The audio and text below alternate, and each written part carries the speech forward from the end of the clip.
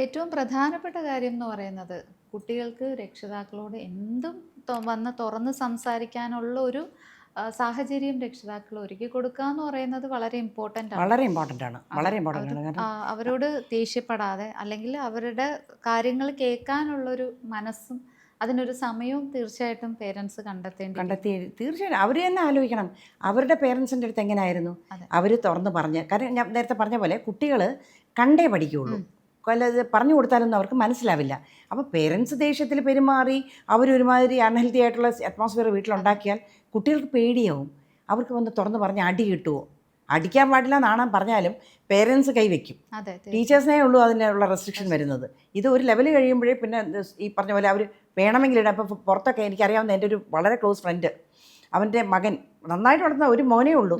ആ മകനെ ഒന്ന് വഴക്ക് പറഞ്ഞു, അതോ അടിച്ചോ, നടന്ന കാര്യമാണ്.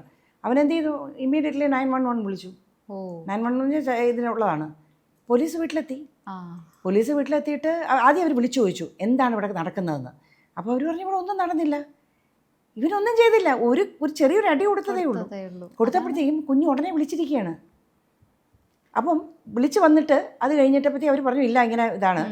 അപ്പോൾ കുട്ടി പറയുന്നതെന്ന് വെച്ച് കഴിഞ്ഞാൽ അങ്ങനെ എന്നെ തൊട്ടിട്ടുണ്ടെങ്കിൽ ഞാൻ ഇനിയും വിളിക്കും. അപ്പോൾ കുഞ്ഞും അച്ഛനും അമ്മയും തമ്മിലുള്ള ആ ഒരു ഇത് മാറിപ്പോവാണ്. അത് ഈ ഉണ്ടാക്കി വെച്ച നമ്പർ നല്ലതിന് ഉപയോഗിക്കണം, ചീത്ത ഏതിന് ഉപയോഗിക്കണ്ട എന്നുള്ളത് കുട്ടികളെ പറഞ്ഞ് മനസ്സിലാക്കി കൊടുക്കണം. അപ്പോൾ അടിച്ചു കഴിഞ്ഞാൽ ഉടനെ ഫ്രണ്ട്സിൻ്റെ അടുത്ത് പറയുമ്പോൾ അവർ പറയും ഓ നിന്നെ തൊട്ടോ, ഉടനെ നീ വിളിക്കും.